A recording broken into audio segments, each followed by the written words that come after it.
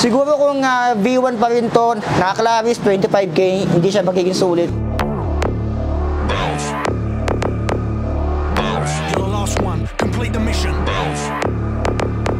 Yung version 1 ito na bike check ko last year, so 1 year na. And yung version 2 naman ay nilabas around 2022. Ngayon 2023, alamin natin kung sulit pa pong bilhin. Si Sunpeed Mars. So nagbabaan na yung presyo ng mga bisikleta ngayon. Okay ba yung presyo niya, sa specs niya? Malalaman natin guys. I-bar check muna natin siya. So quick bar check lang to. Yung frame nito ay alloy 6061 na yung ginamit. Yung size ng binabar check natin ay small size lang to. Size 45 siya. So ito yung mga pwedeng sumakay dito. Yan yung fit for 155 to 165 centimeter.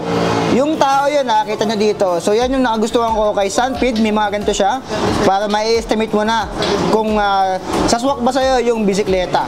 So yung C-Tube ay 45 cm, small, pero meron niyang mas malalaking version, nasa 50, 52, 53, 54. Alam ko meron pa yan 56, pero depende na lang siguro sa stocks kung nasa bar shop kayo mag-i-inquire. So yung top tube naman ito ay size 50 cm. Yung effective top tube ay 50 cm.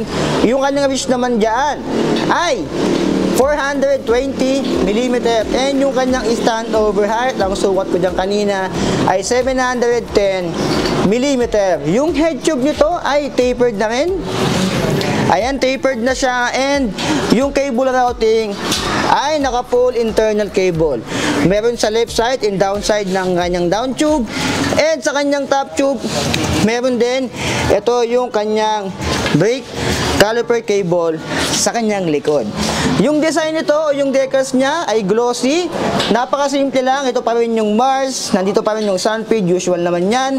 Yung down tube niya ay manipis lang. Ayan, parang down tube din ni R-Type. Pero mas ano to? Mas maliit to or mas malapad yung R-Type kaysa dito. Kaya mas gusto ko yung down tube dito ni Sunpeed kaysa kay R-Type.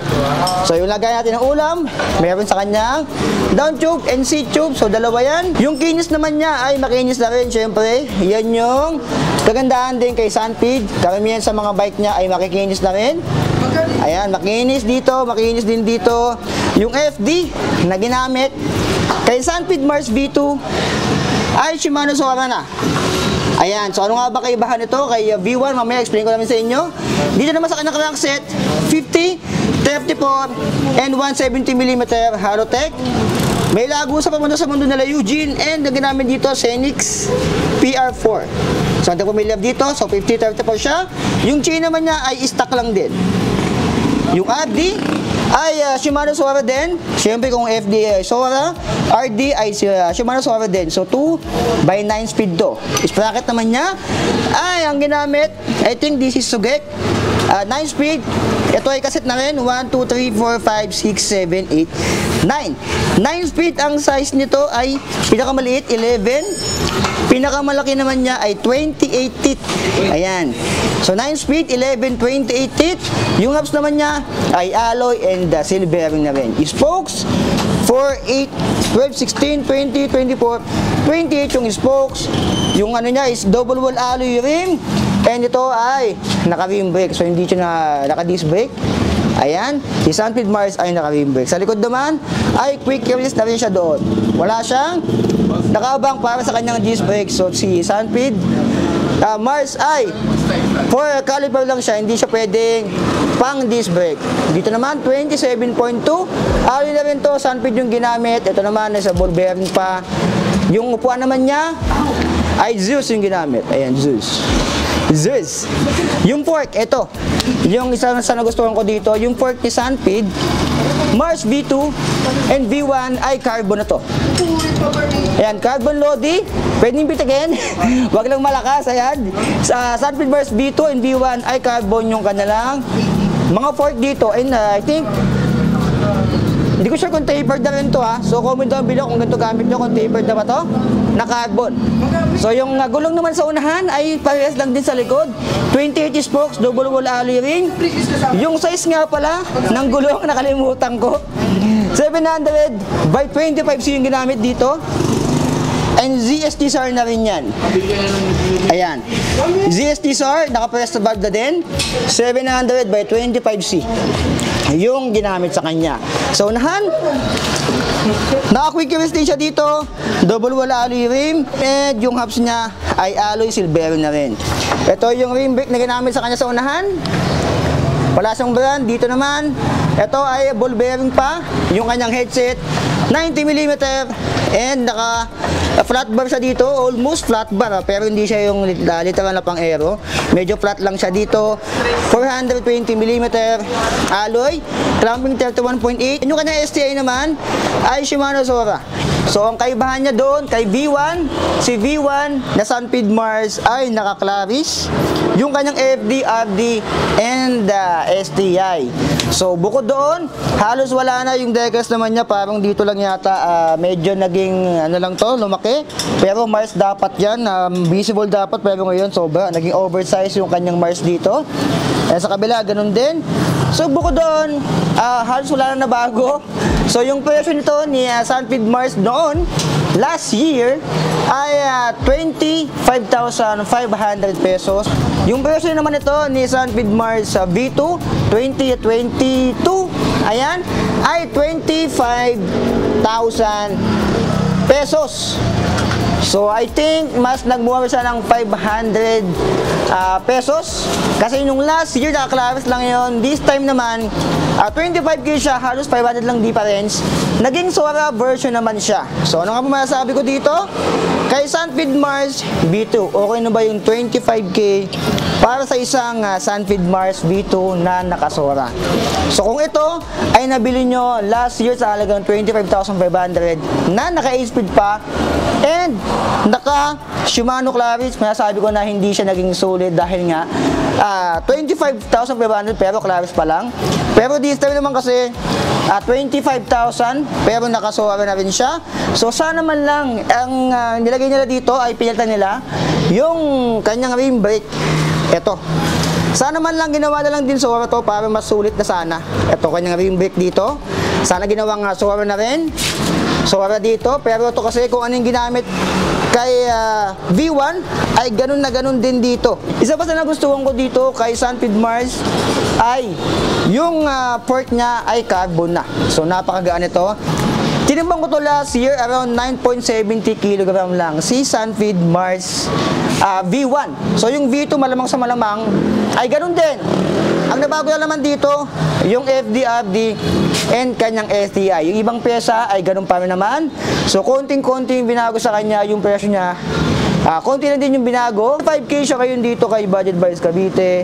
So I think naman sa 25K halos wala ka naman kasi ditong babaguhin. Nasa iyo niya lang siguro. Although hindi mo siya pwedeng gawing disc brake dahil wala siyang abang doon.